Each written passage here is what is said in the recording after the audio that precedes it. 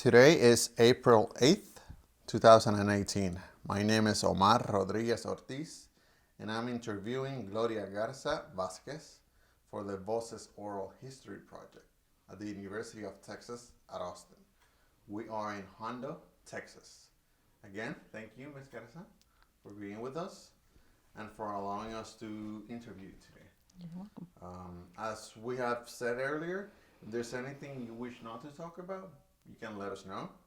If there's something that you would like to talk about, please do. We may stop recording if you need a pause to drink water or anything else. Okay. Uh, During this interview, we will talk about your role as the first Mexican American mayor of Natalia and what led you to become mayor.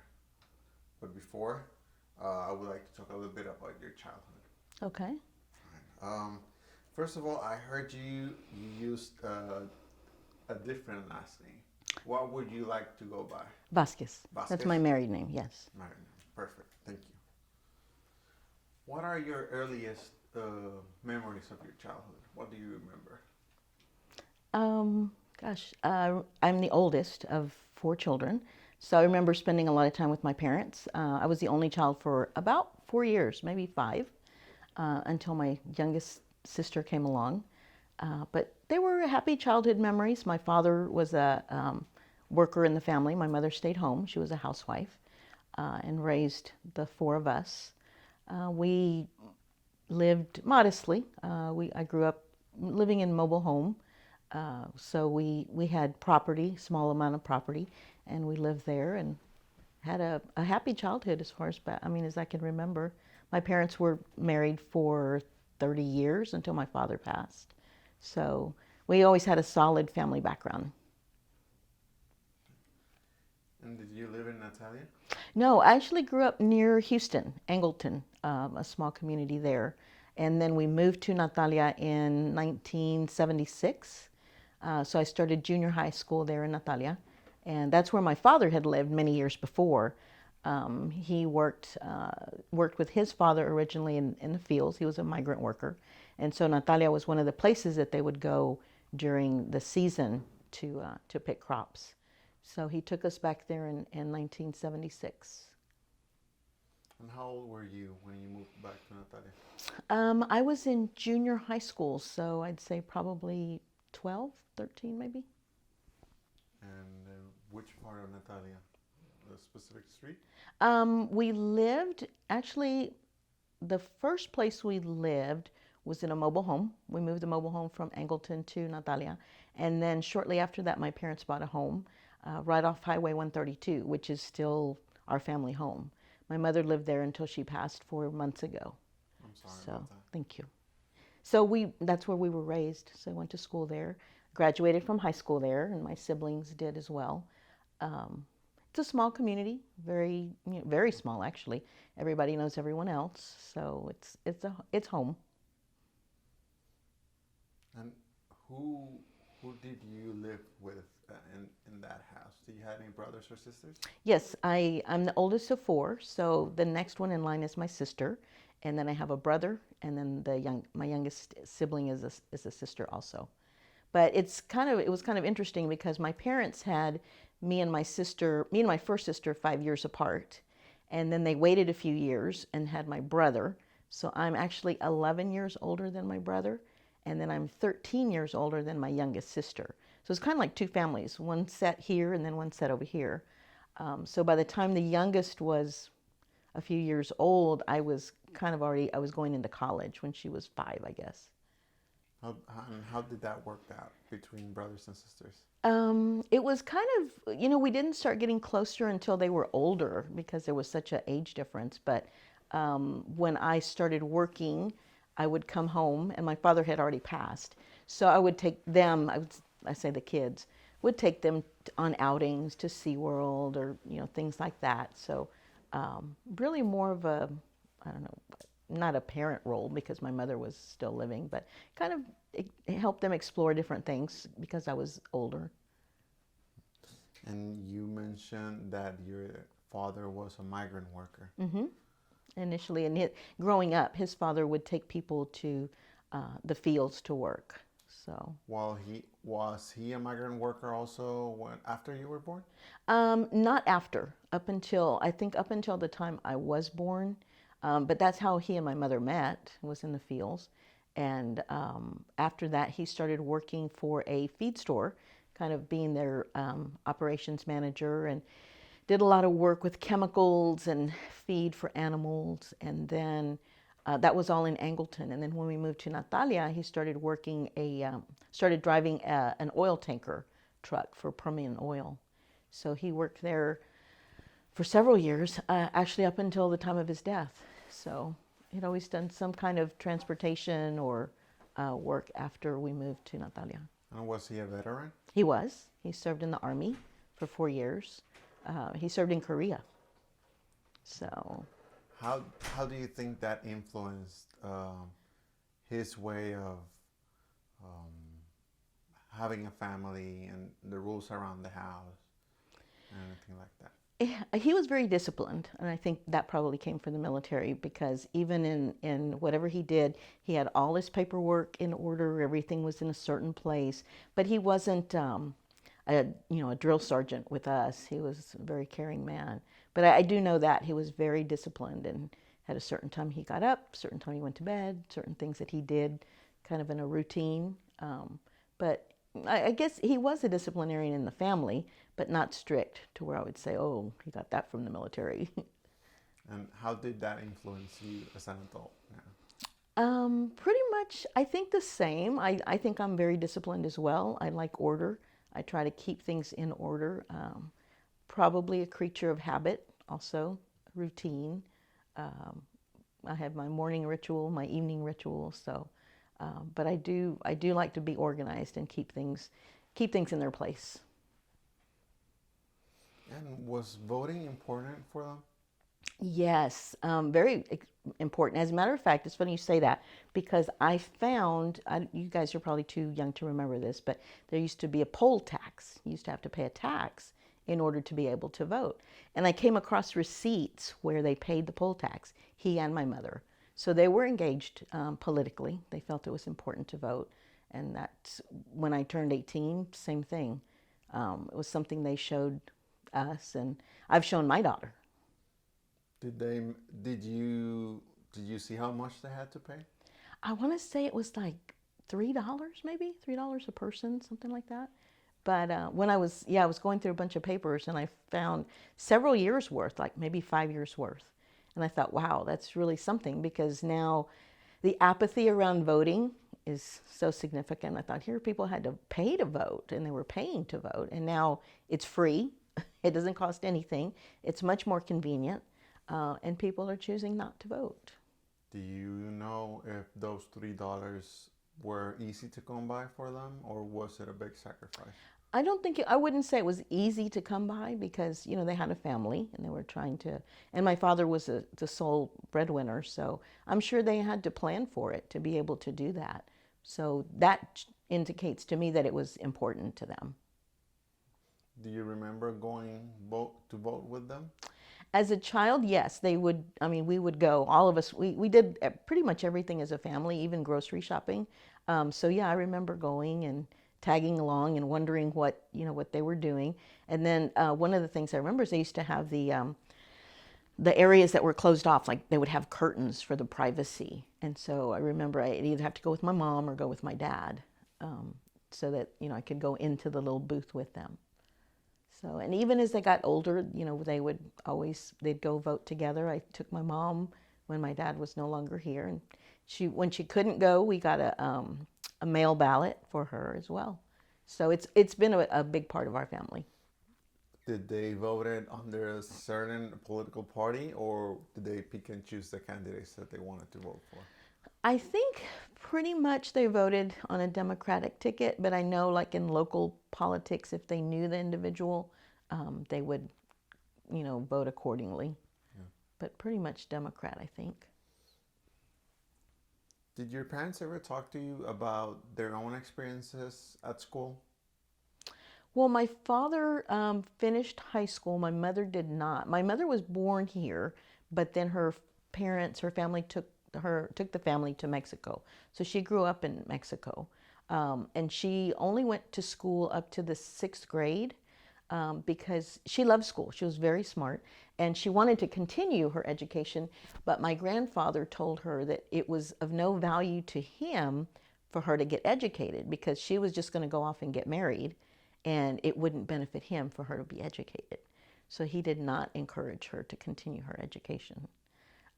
And my father did. Actually, I have a picture, just came across a picture of my father's, I think it was his 1st grade class picture. He grew up in Alamo, and they lived right across from the school. And there's a picture of about, I'd say maybe 16 or 17 children with their teacher in front of the school. And my father was a twin. So it's the 2 twins in the front row, and then you see all the other kids and the teacher in the picture. Did your father, what was his name? Raimundo Raimundo. And his last name? Garza. Garza. And what was your mother's name? Nieves Salas. Nieves. Did your father ever speak to you about discrimination at schools, things that Mexican Americans were going through that the other races or ethnicities were not going through?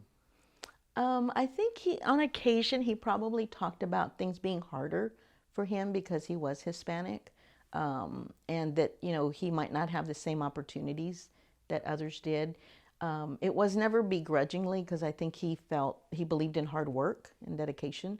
So, but I remember a few things, sometimes him making comments that it would be harder for him to get advance in where he was because there was someone else that was not Hispanic. Did he ever mention anything specifically about schools? Not that I recall, really. He liked school. I can't really think of anything that specifically said. Okay. Sometimes parents have hopes and dreams for their kids. Mm-hmm. What do you think were the hopes and dreams of your parents for you? I think they definitely wanted me to get an education. We know whether it was high school for sure, but they did talk about college and they saved for college for me, or for us, I should say.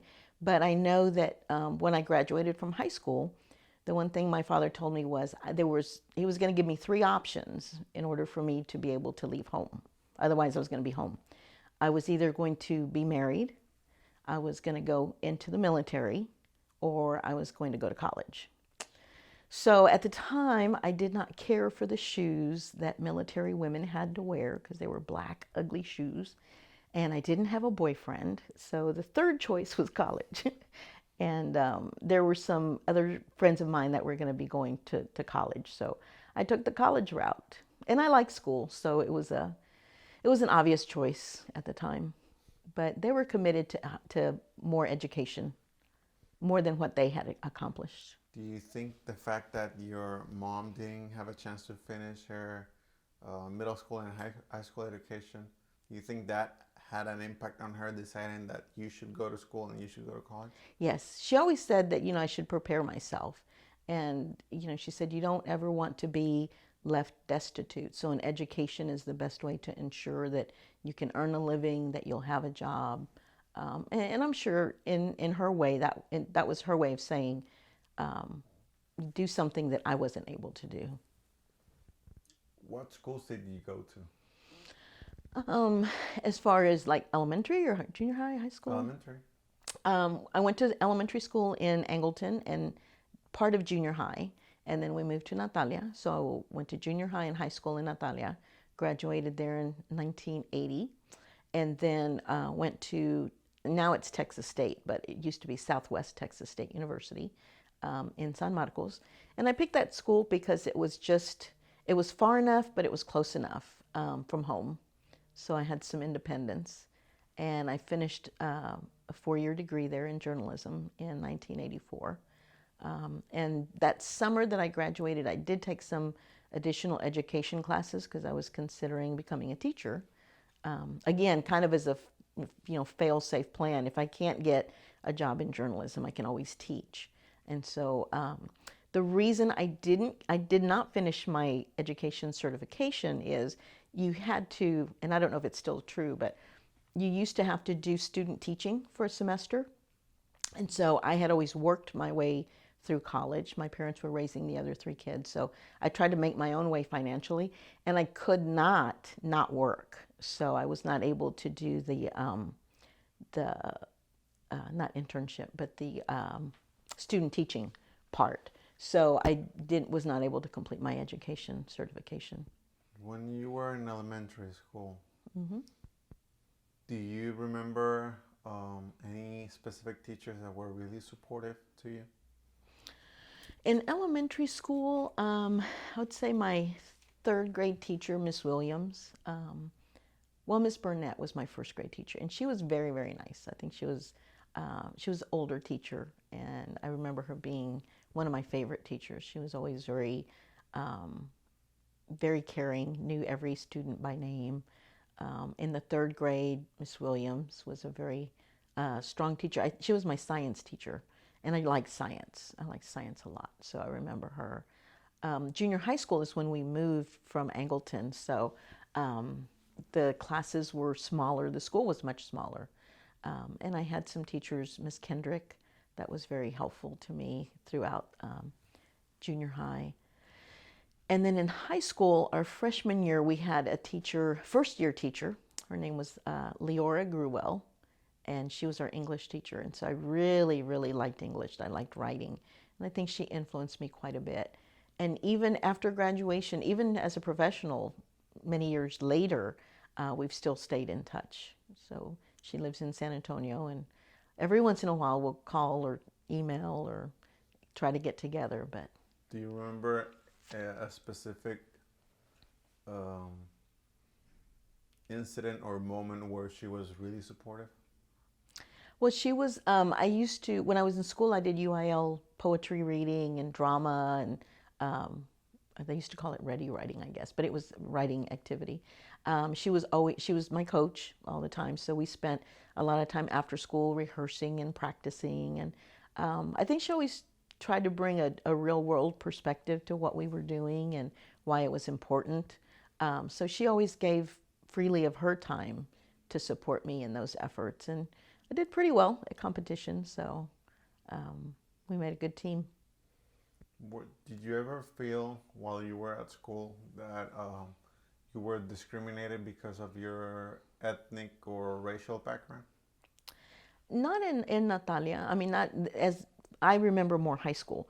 But no, I mean, there was a lot. We had a black family in Natalia, and there was two brothers that were in my class, and one of the brothers was our class president. So there really wasn't a big distinction between ethnicities in Natalia. We were a good mix. People got along pretty much. I think there was activities pretty much that the Hispanic students liked to do and the Anglo students. So we kind of at times hung out in different circles, but for the most part, we were all friendly. My graduating class had, I think, 81. So again, when you're in a small town, pretty much everyone knows everyone else. Your parents know each other, and um, it's a more it's more of an environment where people get along. Were you aware at that time that there were other towns or other schools that were not as inclusive as yours was? Um, I know, you hear about the neighboring cities and the neighboring schools because sometimes, in competition or whatever, when you go to the football games, you hear other students talking about their schools. And I always got the feeling, although nobody ever really said it or it was never really spoken, but that there was much more separation at the other schools, the two neighboring towns. Natalia sits right in the middle of Lytle and Divine, and so it always came about that, oh no, they don't they don't favor the Hispanics in Divine or Natalia. But I never got that feeling in my own town, in my own school. And were your parents involved in school? Not really. My dad worked all the time, and my mother had three other children to raise. So I don't remember them coming to a lot of the activities. Um, I mentioned that I was in drama, and so I was in a lot of plays. And I remember them coming one time, both of them, but not usually. That was not the case. Would the parents of other kids come? Yes, yes. Was it mostly Anglo-American kids that their parents would come, or was it general? I would say you probably would have more of the Anglo-American families that would come. And then some of the other families that already had kids that were in school, like I think a lot of times because I was the oldest and it was the first experience for my parents that they might not have understood, that they were welcome. But overall, I think just the general, uh, general families would come to the activities and events. Do you think the reason why you would see more Anglo-American families coming to these school activities, do you think it was related to the economy or any type of economical imbalance between white Americans and non-white Americans? Mm-hmm. Economically might have had something to do with it, but a lot of times there wasn't a fee for the events. But I think it was more just customary. I think Anglo families or white families felt more welcomed, and non-white families felt a little maybe uncomfortable or not used to being engaged at that level. You see more participation in church, I think, from the Hispanic families, and they're really engaged in those kinds of activities more so than a school environment. And I remember looking back just thinking about the school board and our teachers and our principals, our administrators, they were all white. I can't, well, I take that back. I had a Hispanic teacher in junior high school, Mr. Oh my gosh, I had it right on the tip of my tongue. It'll come to me. Mr. Ambrose, yes. He was our science teacher, and he was the only one that I really remember being Hispanic. Did you take a class with him? Uh-huh. Which subject was it? Science. Science. Yes. And was he especially supportive? Did you feel more connected with him than with the other teachers? Not especially. I mean, he was a good teacher. He was a golf coach too. He would teach golf, but I don't recall thinking, oh, I like him more than the other teachers. And from what I've heard so far, do you believe that Mexican American students were treated differently as a group in the schools here in Natalia? I don't think so. I really don't. I mean, again, my friends growing up were Anglo. I had in junior high, I had two very close Anglo friends. In high school, I kind of kept those friendships, but expanded my friendship base, I guess. And then I had more Hispanic friends that I would go out with and hang around with. Was there any type of activism from your part or that you saw in the community that was related to schools or the neighborhoods? Do you remember anything like that? I don't. I think that when there was something going on at the schools, people would try to support that. But I can't say specifically one race over the other. It was just more of a community effort. And were there any early signs that you would become an elected official? Well, I was class secretary, but I never really thought about running for office. It all came about to me as a need.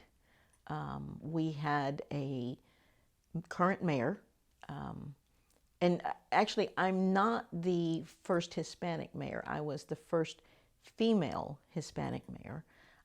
But at this given time, the mayor was Hispanic, and he had hired a chief of police.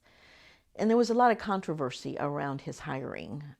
People were not happy with the individual. He had pretty much kind of been handpicked, and he was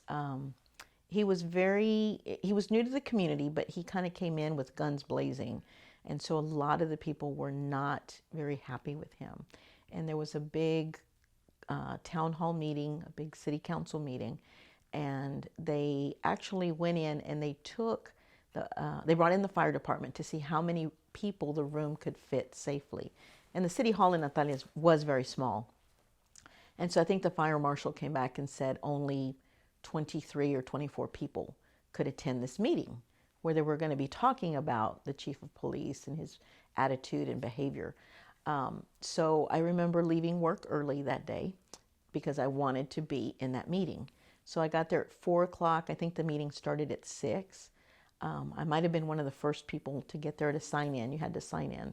So I signed in, went into the meeting.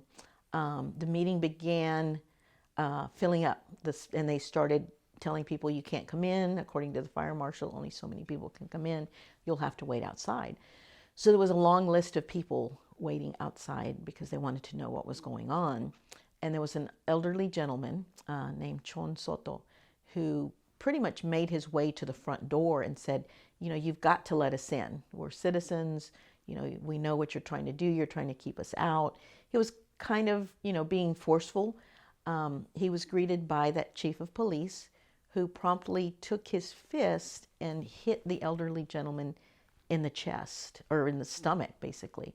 And so Mr. Soto fell back.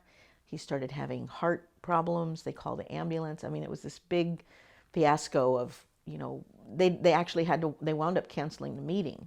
So my husband had been there. He had a video camera and he had been kind of videoing the whole event. And it wound up ending in the career of the police chief and the mayor. And so everyone was like, you should run for mayor. You can do this. And I, again, literally had no aspirations. So my husband basically convinced me to run. He was my campaign manager. So we did signs, we did posters, we did flyers. I had never run for public office, had never even, you know, been a council member or anything like that. And so just decided to run for mayor and won. So it was kind of was it trial by fire? But again, it was as a result of a need. There just needed to be some change, and that was my platform, is that, you know, I would always listen to people, be sensitive to their needs, and try to do the right thing. And actually ran twice, was reelected both times, or was reelected the second time, and then decided not to run for a third term. It was just 2 consecutive terms of 2 years, so a total of 4 years. What was your what is your husband's name? Raul Vasquez Jr. And he also was in the military, correct? Yes, he was a veteran. He was in the Air Force. And what was his thinking about you running? What did he think about it? He was very supportive. Like I said, he was so. I don't think I would have ever done it without him encouraging me. He just felt like, you know, you can do this. You're the right person to do this. We need someone to step in and that's going to be level-headed and has some business experience and knows how to handle people. And that's, you know, basically a mayor has to deal with so many populations, the residents, the city staff, other elected officials at the, in other cities and at the county level. And at the time, as I mentioned, we did not have a chief of police. The police department was actually suspended. And so when I came into office, that was one of my first missions, was to hire and start another police department. So we were able to accomplish that. Did the Hispanic community in Natalia, did it have historical issues with police? Not really. Well, and up until right before I was elected, I believe that was the first time we ever had a police department. Natalia had always depended on Medina County and the sheriff's department for law enforcement. So if there was any issues, you had to call the county, and the county would send out one of the deputies. So the police department was kind of early on in its inception. But no real issues. I mean, I think it's a very small, quiet community. And what year did you graduate from school? From high school or From high school? 1980. 1980. And did you notice that many people in certain ethnicities or races stayed behind or had to drop out or were not able to graduate? I don't remember a lot of people not graduating, but I know that there was only about 6 or 7 of us that did go to college. There was a few more that went like into the military, maybe 3 or 4, but there was only 6 or 7 of us that actually went to college. And of those 6 or 7, I think if there was 7, I think 4 of us did earn our degrees. Okay. And what about your schooling background or your life background? Mm-hmm. Do you think made you a successful mayor? What part of that background do you think helped you?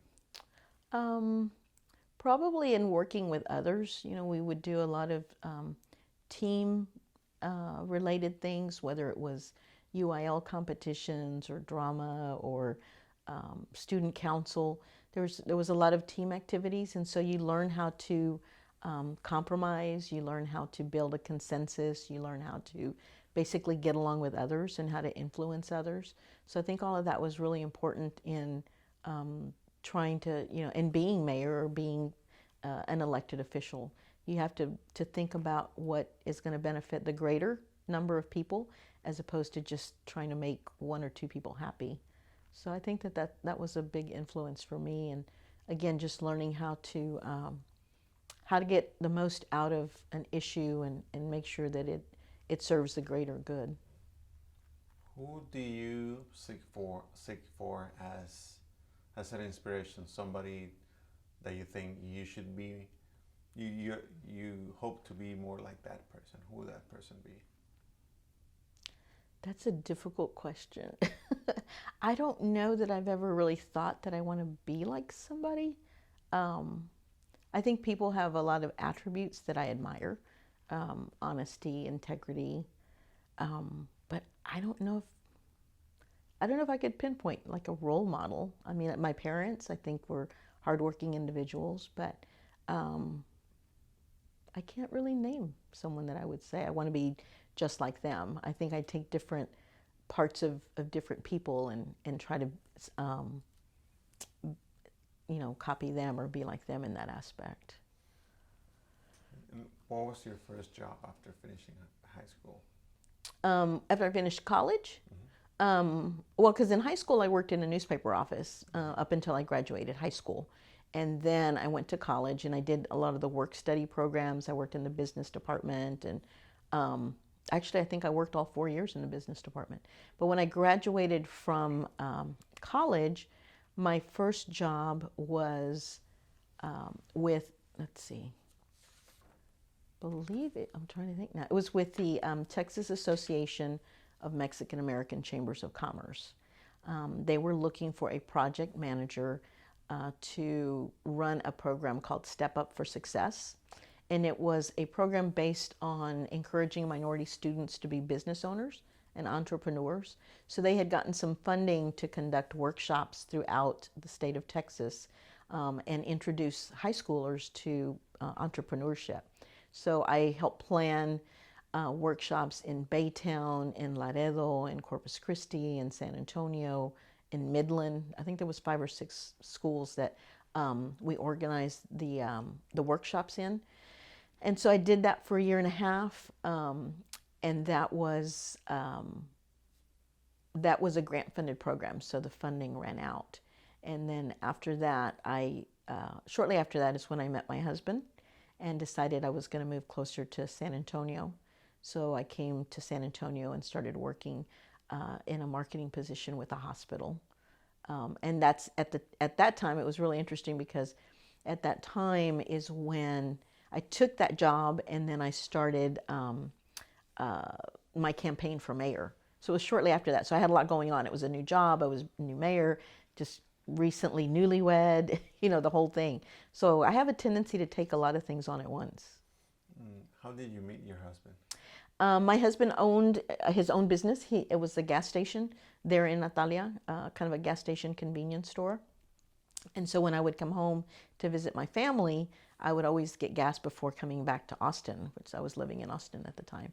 So he would always come out, and it was a full service gas station.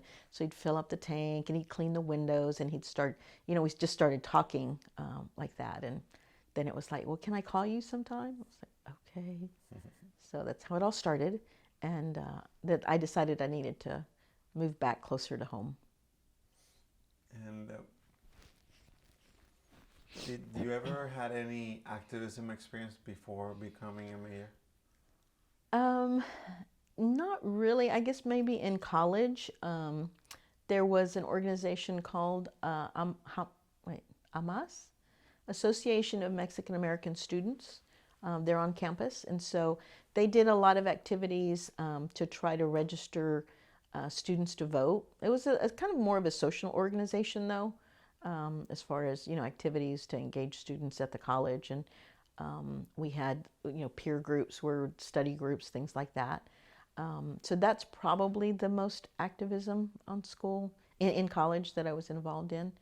We would always have speakers, sometimes political speakers that would come to our meetings and talk to the college students. So that was a part of that group. Do you think that made an influence in you becoming a mayor? I guess the biggest influence in me wanting to be an elected official was to instigate change. Because I really believe that that's about the only way you can do that, is by being in a leadership position and having the opportunity to have a voice and to influence others. So I would say it did influence me some. If that sheriff hadn't punched that gentleman, would you have been mayor? Probably not. I don't think so. Because, I would have tried to do something, but not to that level. It wasn't until that whole situation and the unfairness of it and the fact that they could treat people like that and kind of get away with it. That's what kind of prompted my reaction more so.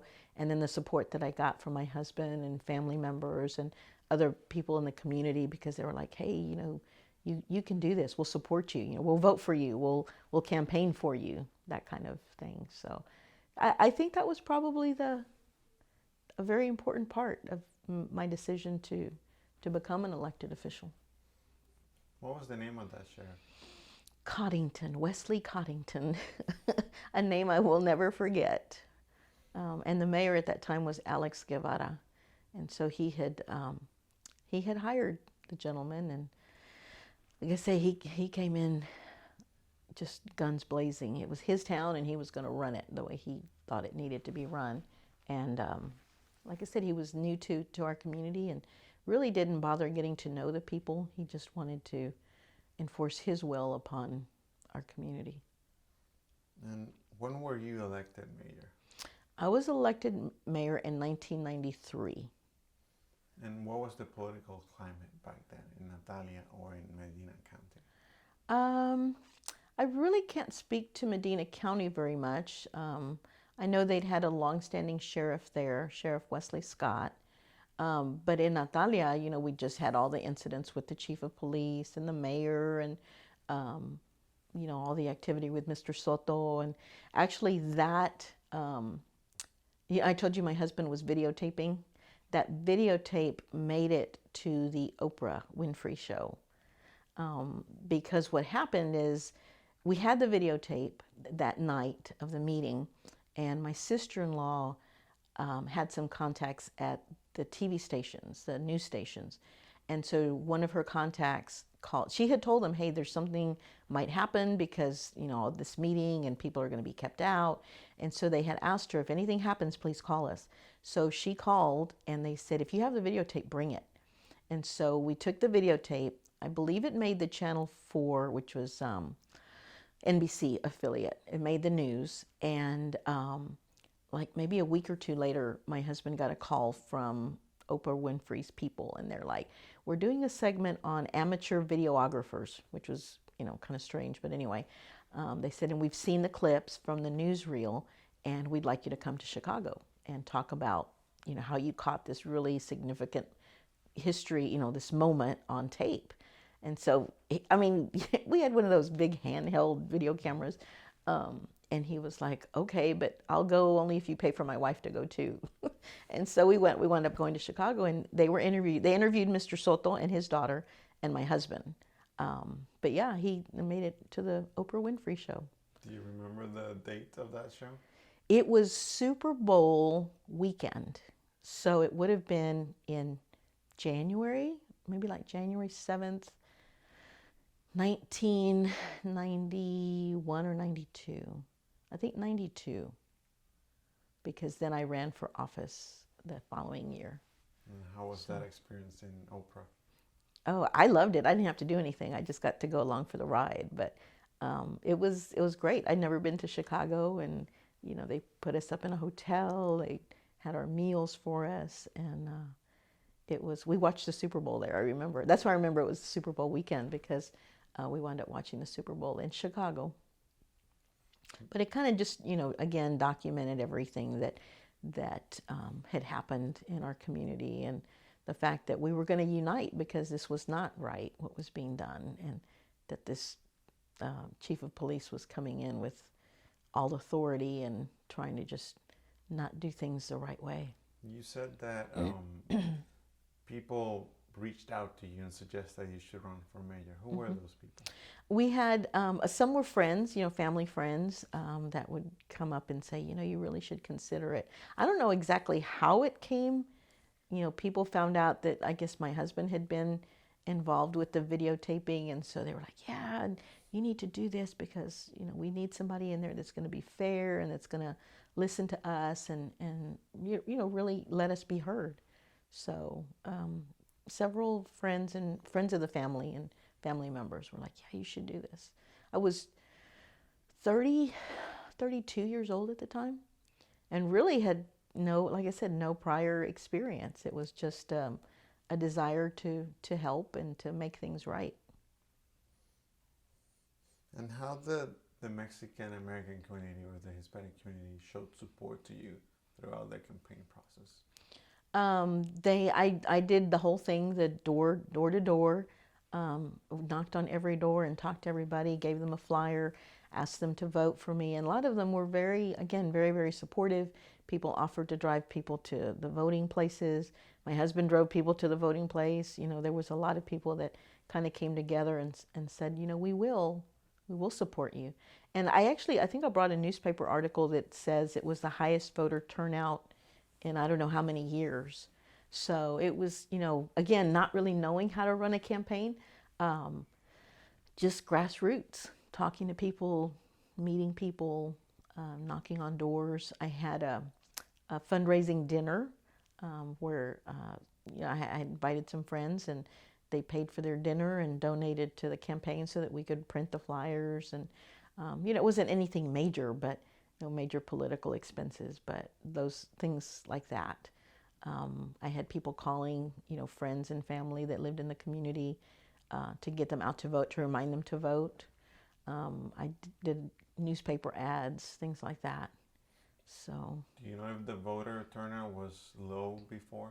I think it had been low. I need to relook at that newspaper article, but I think that, because people get complacent, and if there's no reason if there's nothing really major going on, I think people think, oh, it's okay, they don't need my vote. But we did encourage everybody to come out and be engaged and cast their vote, because we needed it. Were there people in the Mexican American community or outside that shared that they didn't support you or something along the lines? I don't remember any of that. I don't think so. If they did, they didn't say it to me. They didn't come and tell me anything about not supporting me. But once you're an elected official, once you are in that position, it always opens up the opportunity for people to talk and to then become more critical of what you're doing. And again, you can't make everyone happy, but you have to look at the greater good. And what was your platform about? Really, it was just being honest and having integrity and communication, and having an open door, listening to people, and that I would bring a fresh perspective. I was young. It was my first time being, running for office. So I think people felt like, okay, it was a kind of a breath of fresh air, someone that wasn't tainted or wasn't aligned with anything, but that they would have an opportunity to participate in what was going to be happening in our city. Did your campaign have a slogan? I don't think we had a slogan. It was just like, 5 things. And it was, like I said, integrity, communication, honesty, leadership. I forget what the 5th one was. It was a long time ago. But really just kind of expanding those qualities of what I could bring to the table. And certainly it wasn't experience because I didn't have experience, but I felt like I could bring all the other things to the job. And really, I think maybe it was something like time for a change, or I'll have to look back at the materials. Well, I think you guys are scanning them, so. During the campaign process, did you make promises, or did you promote certain projects that you wanted to do when you would become a mayor? I remember being very careful to not make promises because I don't think that you can ever make promises that you may not be able to keep. So basically the promises were that everyone would have, access to me, and we would be able to, have communication, and that I would always be honest and have a lot of integrity, that I wouldn't abuse the office of mayor. But definitely no campaign promises. If anything, just a desire to make our community better and stronger. And who did you run against? There was a gentleman, let's see, I'm trying to think. I believe the first time it was against Mr. Guevara, the existing mayor. And then the second time there was a gentleman named Freddie Villarreal who wanted to be mayor as well. Were they both from the Republican Party? No, I don't think so. I think they were both Democrats. But I mean, in a local election, there's no, party affiliation. It's just, you're just running for mayor. And what did you think at the moment that made you a better candidate than Mr. Guevara? Again, just because I wasn't affiliated with what had happened in the past. I had gone to school in Natalia, had pretty much grown up there except for when I left for college, and worked in Austin for a few years. So people felt comfortable that I was from there, that I had gone to school there, that I knew a lot of the families, and a lot of the families knew my family. So it was kind of more of a historical, people knew my history, knew my background. And I was college educated, so that helped. And how did you raise funds for your campaign? Basically, we had that dinner, and so I think it was at a local restaurant, and it was maybe $20, and I think the restaurant charged like 10, so the remaining 10 went to the copier, copy expenses, flyers, things like that, newspaper. I think a lot of it, anything that was not raised, I paid for. So the newspaper articles, political campaign ads are a lot more expensive than your regular ads. So, but we got a lot of coverage just from the paper, interviewing the candidates, and then when we had the dinner, they came out and wrote an article about that. And then, of course, when we won the election. And how much did people have to pay for that dinner? I want to say it was like $20. Right. And then the restaurant charged us $10 for the meal. So $10 is what would go toward the election things. You never received big donations from somebody? No, I didn't go out and solicit anything from any of the businesses or local people or anything like that. It was a very small campaign. What were your expectations about what it means to be a mayor before becoming a mayor? Oh gosh, I didn't. being so new and inexperienced to it, I really didn't think about. Natalia has its own water system and sewer system. And so that was one of the big learning experiences for me is, how do you deal with sewer systems? What do you do? What do you need to know about them? Animal control, all those things. My primary focus, I think, initially when I was interested in becoming mayor was working with the staff, working with the citizens, and again, improving our community. I hadn't really thought about that I'd need to learn more about working with state agencies like TCEQ for water and sewer issues. So that was a big learning experience for me. And why, what did you learn from that experience? That a job is never as easy as you think it is, or you don't see everything that is involved in a job until you actually get into the job itself. I learned that there's a lot of resources that are available to small communities to help you finance the things that you need and to be able to operate a community that size. Natalia is a lower socioeconomic community. A lot of people don't have a high income, and so the tax base is kind of low. And expenses are what they are. If you need water, it costs money. If you need sewer, it costs money. If you need roads, it costs money. So you need to find different resources in order to do that. What was your experience working with city council members?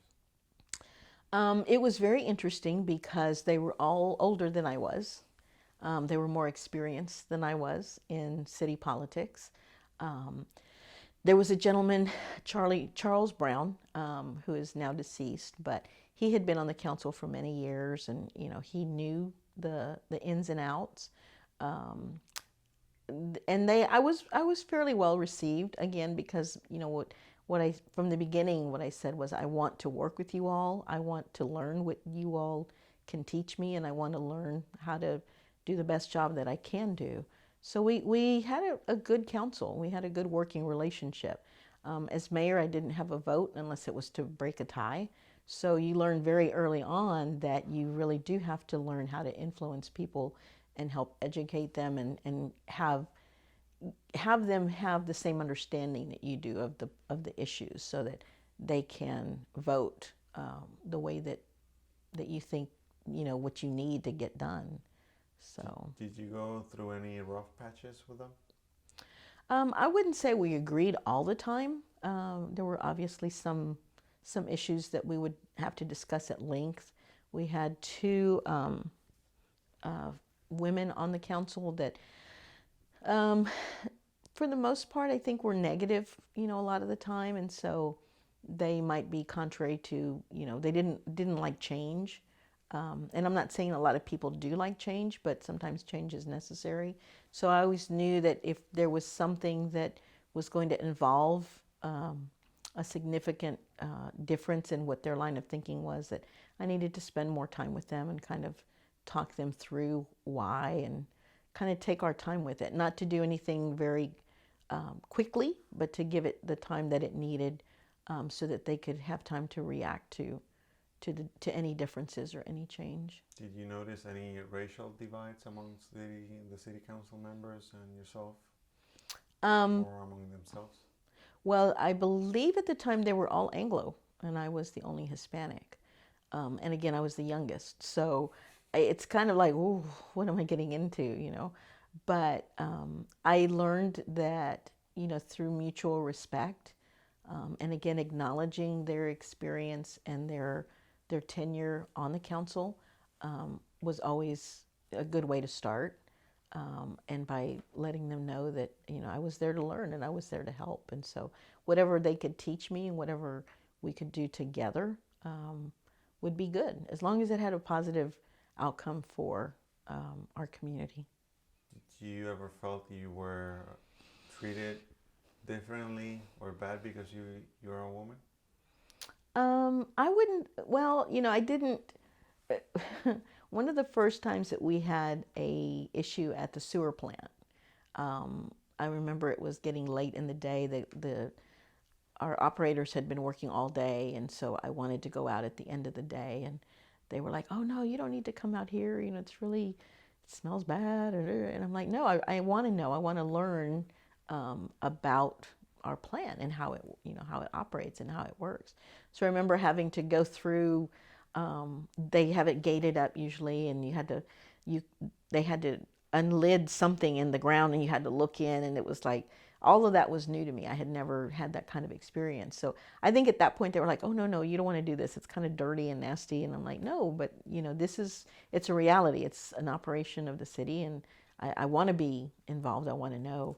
But I wouldn't say any real discrimination because I was a woman. I think sometimes they felt maybe that I didn't know as much as they did about that particular issue, which was true at that point. But I began to learn more about it, and I tried to help them see that I was the one that was going to be assisting with the federal or state agencies that had governance over that. Everything is monitored. There's reports that have to be submitted. And so my signature would go on those reports. And so I felt like I need to be knowledgeable of what's required and licenses and expectations that those agencies had in order to keep us operational. Were there any projects or things that you did as mayor that you strongly feel proud about? I would say the police department. We really got that back on the ground, and were able to hire more officers. We had some non-paid officers, and so our goal really was to have kind of 24-hour coverage for our community, at least Monday through Friday, and then on the weekends we would have the support from Medina County. But that was a huge impact. I think that was what I feel my greatest sense of accomplishment while I was there. And did you ever had any issues with your police officers and in regards on how they treated their community? No, I think a lot of it had to do with the selection of the police chief. I mean, we knew that as a department head, there's a separation. A mayor should never try to get involved in law enforcement issues because we're not licensed law officers. So I feel like as a council, we picked the right chief, and he was respectful of the community, and as were his officers.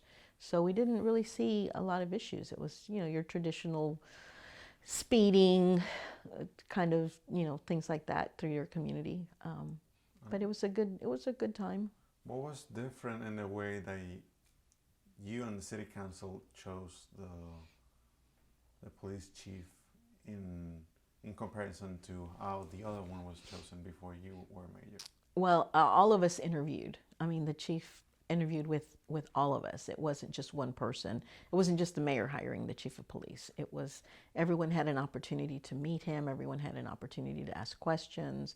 I think we had a panel of community members as well that assisted in the original screening or application process. So he wasn't just thrust upon the community. I think enough people got to know him. I remember working with the superintendent of schools to get their input, and like I said, some community members, and getting their feedback, getting some information from them. And what was the name of the police chief? Jaime Peralta was the chief of police at the time. Were there things that you would have liked to do as mayor that you didn't get a chance to? Well, I think, the wish of every mayor is to leave something bigger than them for their community. So there's only so much you can do in 4 years. And, ideally, yes, I would have loved to have left our community with better roads, better streets, sidewalks, things like that. But again, finances and time wasn't sufficient. And I decided not to run again. So after 4 years, my daughter was born in 1994, so I was a young mother at the time too. So I wanted to dedicate time to her and my family. So that's why I decided not to run again. How long are the terms in Natalia? 2-year terms. Oh, 2-year terms. Mm-hmm. And what was different from the second term that you ran from the first one? I was a little smarter. I knew a little bit more about water issues and sewer issues and animal control. And again, it's just more familiarity with what you're supposed to do and how you're supposed to do it. Even from learning how to run a meeting, with Robert's Rule of Order and, the fact that you have to have the posting of the meetings and open meeting acts, things like that. So I was a little smarter the second time around. And how was the campaign process that second time Again, I did a lot of handshaking, went out, talked to people, pretty much the same. I think the articles in the newspaper and just asking people, to allow me to continue to serve another term. If you could go back in time, would you change something about the decisions that you made? I don't think so. I'm pretty happy with the decisions. Again, they weren't just my decisions. I always worked with the council, worked with the staff to try to make sure that we were making the best decision possible. So I think they were good joint decisions that benefited our community.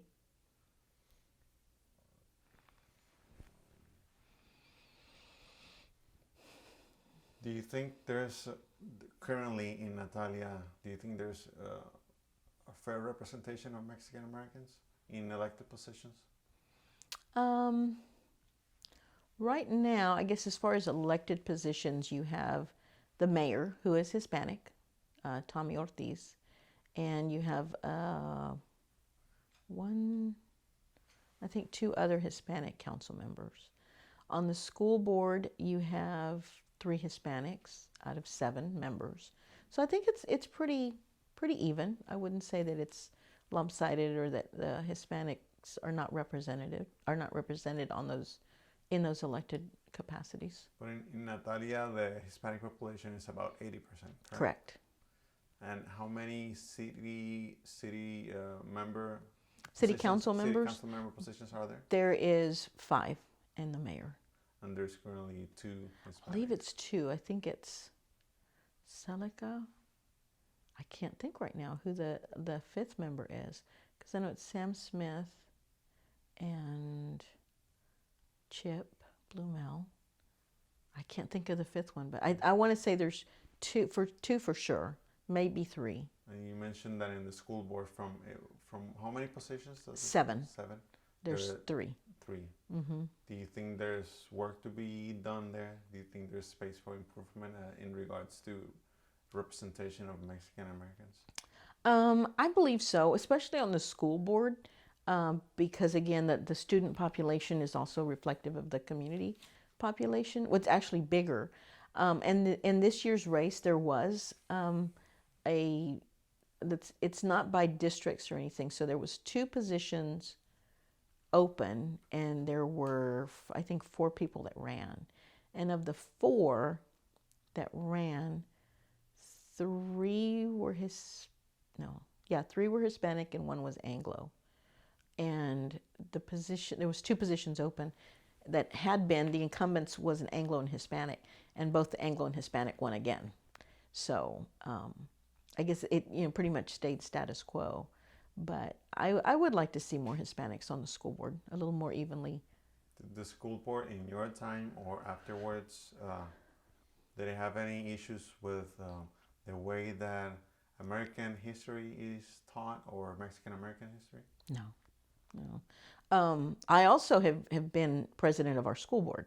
After I finished being mayor, and then Ruby Vera was mayor after me, and she was mayor for 18 years after. Shortly after that, I went back to serve under Ruby as a city council member. So I went back to the city council and stayed in a lower position, as it were.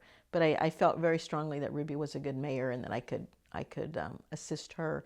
But in 2007, 2008, again, there was a big drama at the school board level. One of the junior high principals, who was African American, everyone felt he was being treated unfairly. And I began getting involved with the school district because I had a daughter in school. And I remember the meeting where they were going to fire this junior high principal. And I remember being part of the audience, and the meeting ended. And I said something like, "You all need to remember that November is right around the corner." And so when I left that room, I thought, okay, there I go. I'm going to have to run for school board now.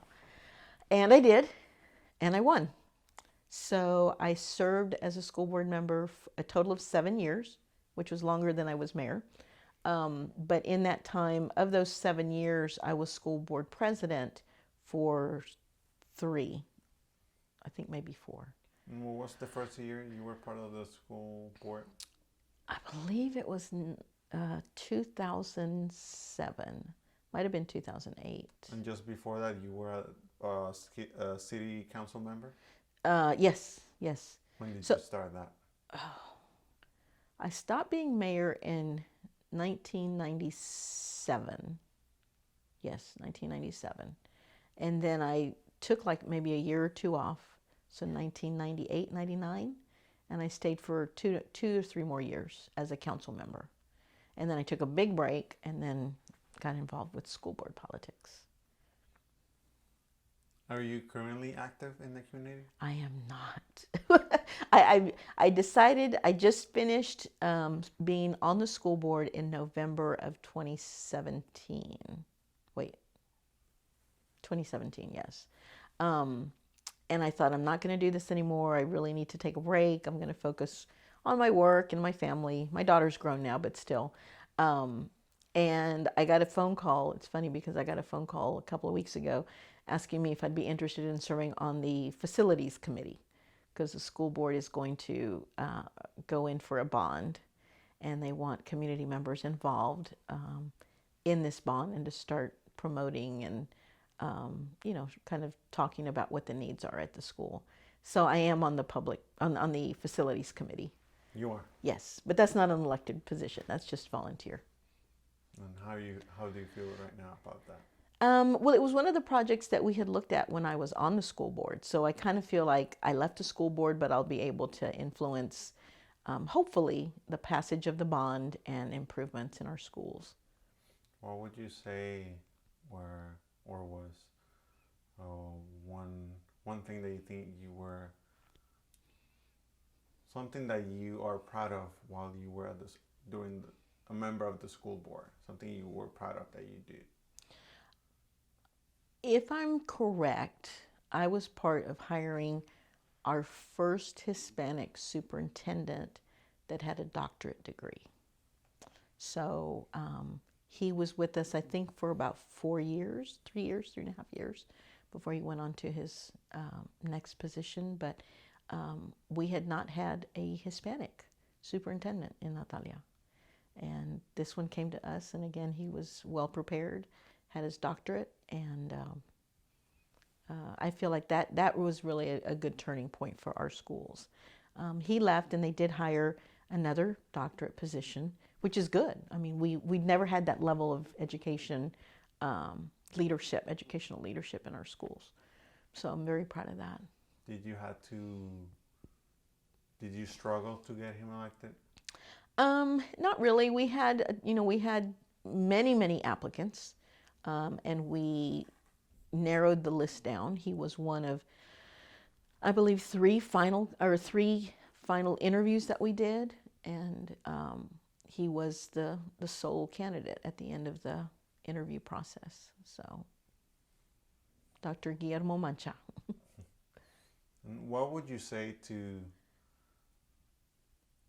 younger generations about voting or participating or being part of the electoral process or even be candidates, based on your experience as mayor and in the school board and as president of the school board? I would say that I first of all, I encourage people to vote all the time, even now at work. I'm like, look, a lot of people gave up and sacrificed a lot for us to have the right to vote. So it is a right, and you should exercise it. And it is your voice. It's your one opportunity to express to people how you feel. And everyone's vote is important.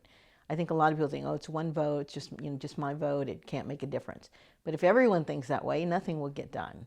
So people should exercise their right to vote. They should express their opinion. They should be involved and take a leadership role. Really engage yourself, because if you don't, who will? And you can make a difference, by being involved and again, helping to lead others, encourage others, and support others in their efforts. And we need more minority representation in our communities. We are the largest soon to be the largest minority population, as it were. And so the numbers will speak for themselves. And we can't be a silent majority. We have to be engaged. We have to be involved.